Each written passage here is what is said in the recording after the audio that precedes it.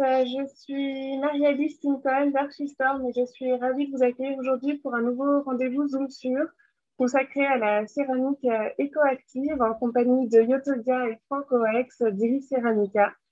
Cette rencontre est organisée dans le cadre de la 7e édition des Rendez-vous de la matière plus faire et elle s'inscrit également dans notre nouveau cycle de rendez-vous en ligne consacré à l'artisanat d'art et aux matériaux innovants à destination des professionnels de l'architecture et du design. Francoex et Yotodia nous font donc l'honneur d'être nos invités aujourd'hui. Et juste avant de leur laisser la parole, je souhaiterais insister sur le fait que vous aussi, vous êtes bien sûr invités à participer. On a vraiment pensé ces rencontres dans l'esprit d'une table ronde. Donc pour cela, je vous invite à poser vos questions au fur et à mesure de la rencontre, à poser vos questions par écrit. Donc dans l'onglet discussion qui se trouve normalement juste en bas de votre écran. Vous pouvez me poser vos questions et on prendra bien sûr le temps d'y répondre. Et je pense que nous pouvons commencer. Peut-être, Lyoto et Franck, que vous pouvez nous donner quelques informations, nous présenter peut-être en quelques mots Iris Ceramica. Bonjour à tous, je m'appelle Yotodia, déléguée prescription promotion Île-de-France. Je vais laisser la parole à Francoex pour vous présenter un petit peu Iris Ceramica. Bonjour à toutes et à tous. Donc, Francoex, je suis en fait, moi, le directeur des ventes de la région nord de la France. Alors, pour vous présenter un peu rapidement notre société, c'est le groupe Iris Ceramica. Le groupe Iris Ceramica, c'est un groupe spécialisé dans la fabrication de carrelage céramique. Tout type de carrelage, les grès maillés, les grès cérame dits pleine masse, les grès cérame décorés, les très grands formats pour avoir un peu plus tard, et le sur-mesure total en matière de céramique. Ça, c'est un peu notre domaine de fabrication. Ensuite, en termes de production, nous avons 7 pôles de fabrication, 5 basés en Italie, tous autour de Sassuolo, autour de Fiorano Modenese, autour de Modena. Bref, tous autour du groupe Ferrari, qui est un peu plus connu que nous, médiatiquement, on va dire. Et 2 autres qui sont situés, pour l'un en Allemagne de l'Est, nous fabriquons des produits purement techniques, et l'autre aux États-Unis, à côté de San Francisco, pour des raisons logistiques, puisque pour le marché américain, il est préférable de fabriquer sur place, tout simplement. Pour situer aussi notre structure commerciale France, nous sommes 18 personnes environ. Notre charge, c'est de promouvoir en fait nos produits, nos techniques auprès évidemment des prescripteurs, c'est-à-dire les architectes, les décorateurs, les maîtres d'ouvrage, les promoteurs, bref, tous ceux qui interviennent dans le choix d'un matériau céramique, et aussi d'accompagner nos réseaux de revente sur le territoire français, tout simplement les distributeurs et les entrepreneurs, les cartonneurs. Voilà pour situer un petit peu rapidement notre société. Très bien, merci. Et peut-être on peut commencer du coup sur ce sujet de la céramique. Est-ce que vous pouvez nous parler un petit peu des étapes de fabrication du matériau? Alors, tout à fait. Nous fabriquons dans nos usines des produits d'avant-garde. On n'utilise que des minéraux naturels, nobles, à savoir de l'argile, du kaolin, des feldspath et du quartz, que nous mélangeons avec de l'eau afin de former une barbotine que nous passons au séchage par pulvérisation afin d'obtenir une poudre compacte homogène que nous passons dans des fours longs de 120 mètres à la cuisson à une température à 1200 degrés sur une durée d'environ un cycle de 50 minutes environ. C'est un peu comme faire des gâteaux, mais en version beaucoup plus technique. Voilà. Et en version un peu plus grande avec un four de 120 mètres de haut. Voilà, et 1200 degrés. C'est un peu plus complexe. En fait, il y a 2 natures de production. Ça, c'est la production d'une page entre guillemets traditionnelle, c'est-à-dire, comme disait ma collègue Yoto, on crée la matière première avec des argiles, des feldspaths, des quartz, on presse tout ça et on amène tout ça en cuisson. Et il y a une nouvelle technologie qu'on va développer un petit peu après qui concerne davantage de presser ce qu'on appelle la pâte, donc le biscuit. On le lamine un peu comme les gens du métal qui étirent le métal pour en faire des plaques métalliques. C'est-à-dire c'est cette même matière première, cette pâte entre guillemets, qu'on vient étaler sur des rouleaux. Donc dans l'absolu, on pourrait faire des carrelages qui fassent 100 mètres de long. Après, il y a des questions de transport et puis de bon sens, mais ce qui nous permet de faire des carrelages de très grande dimension, donc les 3 mètres de long. Voilà. Donc, il y a 2 technologies un peu différentes. Voilà. Et puis, le dernier point qui est nouveau depuis quelques années, c'est ce qui nous permet de faire, d'un point de vue esthétique, des variations chromatiques et des variations énormes. Je résume simplement, c'est le même principe que l'hydrojet. c'est-à-dire votre imprimante laser aujourd'hui qui vient imprimer en fait des émaux sur toujours cette pâte, un peu comme on le fait sur un tatouage sur la peau humaine, si vous voulez. Hein. L'encre pénètre sur la surface, dans la surface du carrelage, et vous pouvez dessiner ce que vous voulez. Dans l'absolu, on pourrait reproduire la Joconde si on était suffisamment techniquement pointu, et si on avait le droit surtout. Voilà. Voilà un peu la nouvelle technologie sur de la céramique. D'accord, donc ça permet effectivement de grandes variations et de possibilités en termes aussi d'esthétique, j'imagine. Et la nouveauté, et ce qui nous amène aussi aujourd'hui, donc c'est cette technologie de la céramique écoactive. Qu'est-ce que c'est qu'en fait la céramique écoactive? Alors, pour parler de la céramique écoactive, c'est une céramique qui est née en 2010 à partir d'une longue recherche de collaboration entre le groupe Iris Ceramica et le département de chimie de l'Université de Milan. Donc, c'est une céramique, les dalles sont obtenues à partir d'une impression digitale avec une solution sous l'état liquide d'un mélange de dioxyde de titane associé à de l'argent que nous appliquons sur la céramique, que nous mettons en cuisson à une température à 680 degrés afin d'obtenir toute l'impression de ce mélange sur le revêtement, sur le carreau. C'est le même principe que les émaux. En fait, on la projette sur la dalle céramique. Donc, elle est vraiment sur toute la surface de la dalle. Donc, on ne perd pas de surface, on optimise, si vous voulez, et on pénètre vraiment là aussi, si vous voulez, dans la matière. Donc, il n'y a pas à y revenir après, c'est pérenne. Voilà, pour nous, c'est important. Voilà. Ensuite, par rapport au procédé, Active Surface est le seul produit photocatalytique antibactérien au monde avec un certifié ISO et breveté avec un brevet international. Ouais.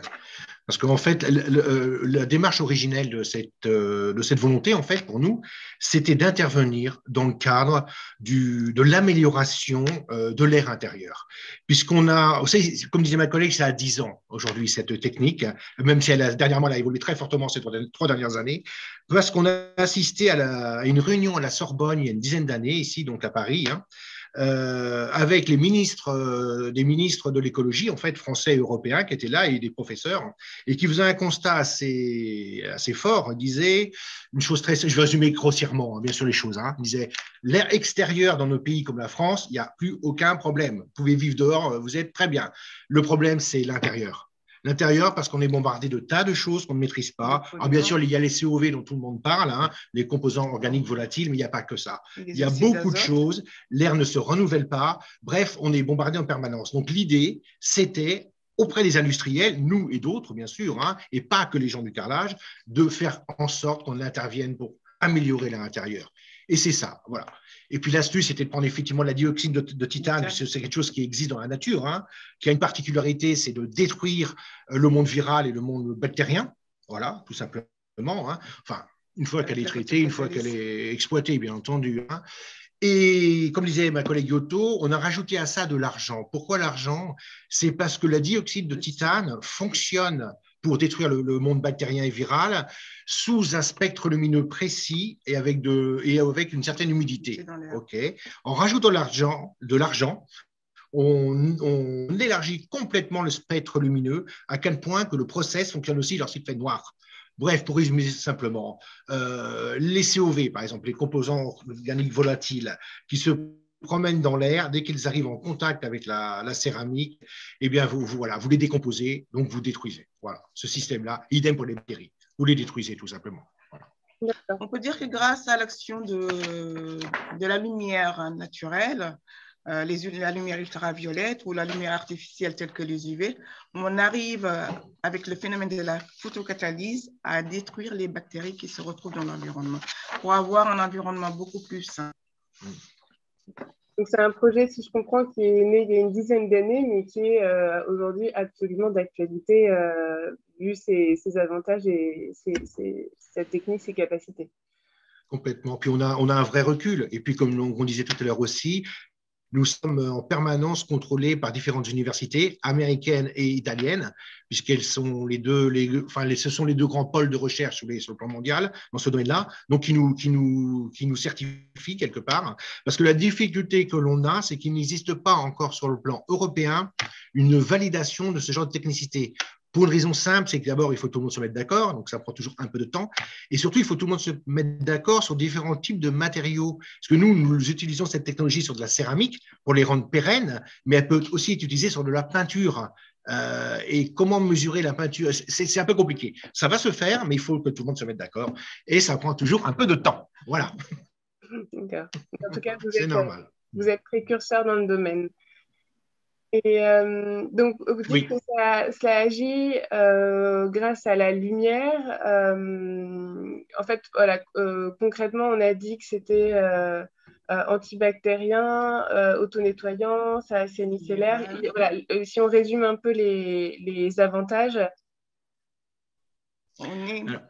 Oui, alors si on prend l'antibactérien, par exemple, en fait, le dioxyde de titane, qui se trouve soit sous forme de roche dans la nature, si vous voulez, on a découvert ses particularités c'était avant les années 50, donc ça fait un petit moment maintenant, par les États-Unis d'ailleurs, qui ont mis en évidence que, en fait, il tuait le monde des bactéries. Voilà. Alors, pas toutes, hein, mais à 99%, ce qui est déjà pas mal. Bref, lorsqu'on entre en contact avec cette matière, la bactérie meurt. Voilà. Donc ça, c'est important. Non seulement elle meurt, mais on empêche de la faire proliférer. Parce que les bactéries se prolifèrent sur les cadavres d'autres bactéries. C'est ce qu'on appelle les biofilms, en fait. Hein. Donc, si vous commencez à détruire le premier step, en fait, de prolifération des bactéries, vous les bloquez. Alors, ça donne quoi dans le concret? Ça donne évidemment le fait de tuer des bactéries, donc c'est toujours plutôt agréable pour des êtres vivants autres que les bactéries, ça c'est le premier point. Et le deuxième point, c'est que ça intervient évidemment dans le côté auto-nettoyant, pour une raison très simple, c'est que vous détruisez la présence de ce biofilm qui se crée sur toutes les surfaces. Vous prenez un matériau quelconque, vous le laissez pendant un mois n'importe où sur une table, il y aura une fine pellicule dessus, en fait, on appelle ça de la saleté. On appellera ça de la saleté, mais en fait, ce sont des bactéries voilà, qui se sont agglutinées et qui collent dessus après. Donc, ça empêche ce phénomène-là. Donc, le système de faciliter l'auto-nettoyage, c'est qu'une fois qu'on empêche ce film de bactéries de coller, il suffit de la présence de la pluie, par exemple, pour une façade extérieure, pour nettoyer en fait le carrelage facilement. Et chez soi, par exemple, ça permet de nettoyer à l'eau plus simplement. Ça permet surtout d'éviter. C'est pour ça qu'on intervient aussi dans le cadre de l'environnement intérieur. Ça permet, avec preuve à l'appui, bien sûr, hein, de diminuer très fortement l'usage de produits d'entretien solvants. Alors, toute la famille des produits d'entretien. Voilà. On a des exemples d'universités qui ont fait des tests là-dessus. Hein. Vous avez l'usine Ferrari, par exemple. Ferrari a augmenté son usine il y a 3-4 ans. Ils en ont fait une usine ultra moderne. Voilà. Et ils ont voulu que ça devienne une espèce d'usine extrêmement clean, quoi, hein, un laboratoire. Quoi. Et tout le carrelage est fait comme ça, par exemple, pour faciliter l'entretien et surtout ne pas utiliser les produits toxiques pour l'environnement. Voilà. Donc, ensuite, il y avait… on va leur lui présenter une vidéo. Ah oui, on a une petite vidéo, oui. Le côté auto-nettoyant de l'Active. Voilà. Voilà.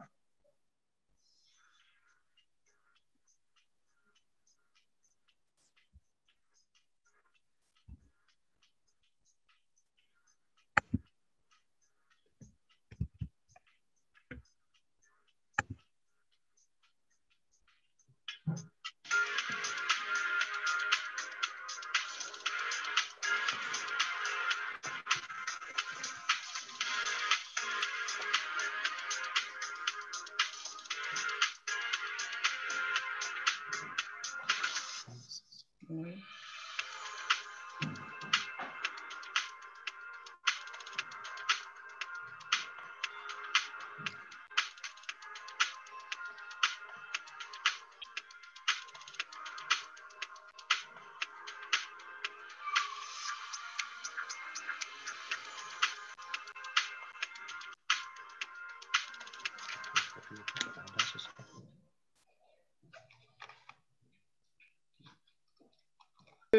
Effectivement, le côté auto-nettoyant est évident. Enfin, voilà, ça a l'air de très, très, très bien fonctionner sans aucun doute.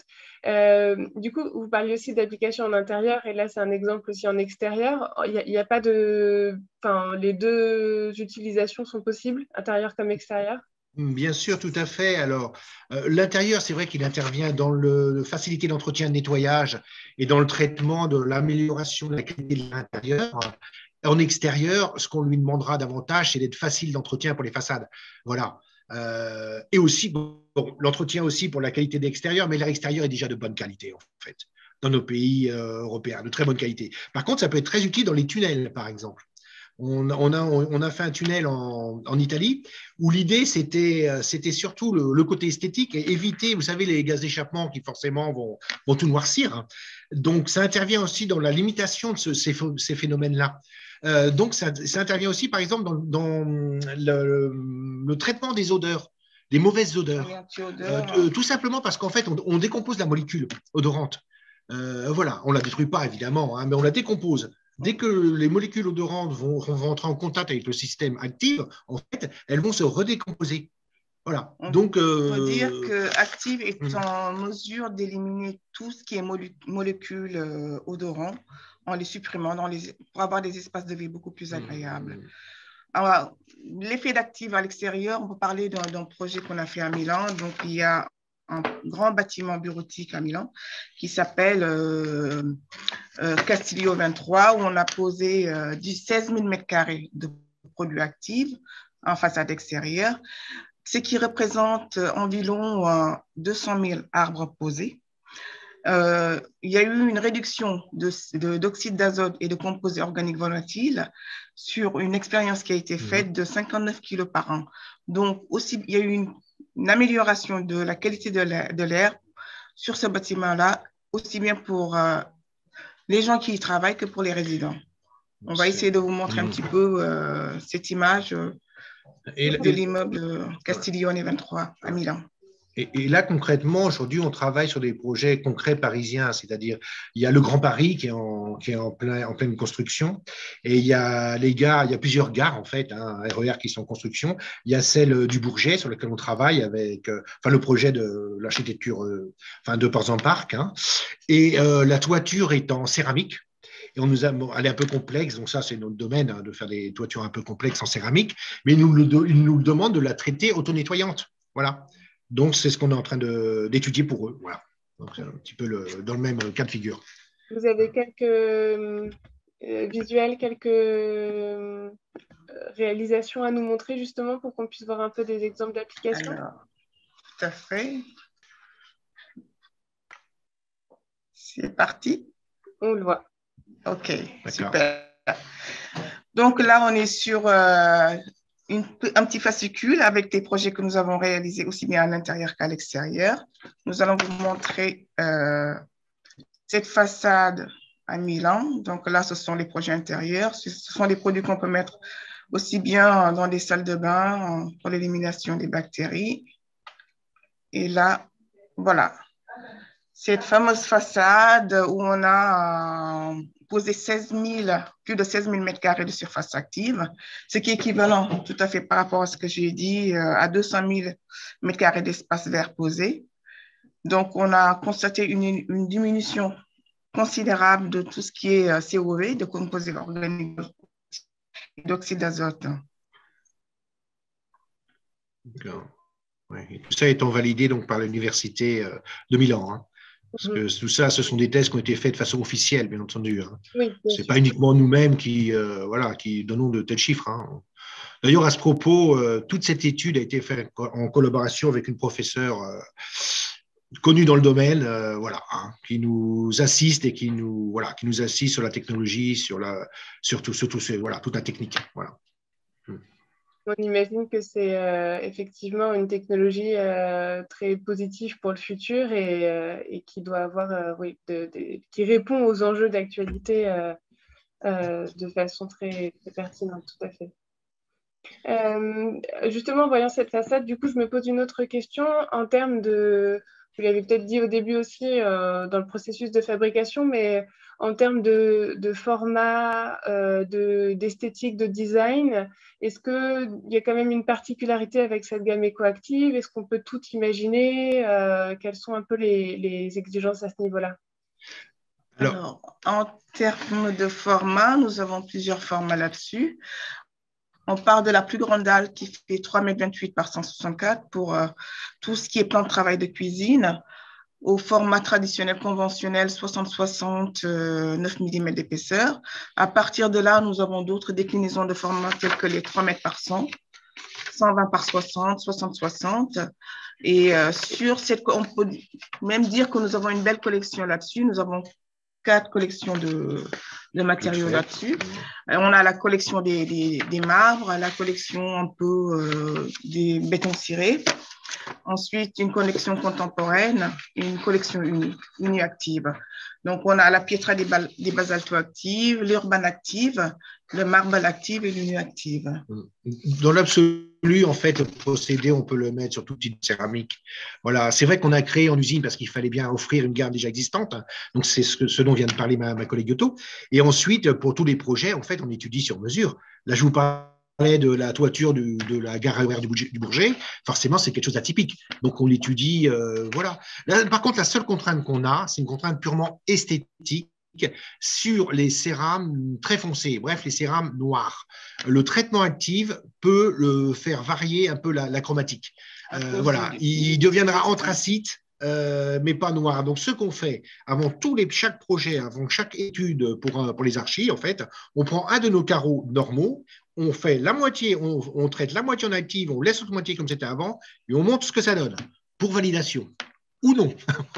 Voilà. On pour être sûr que voilà, donc voilà comment on fonctionne.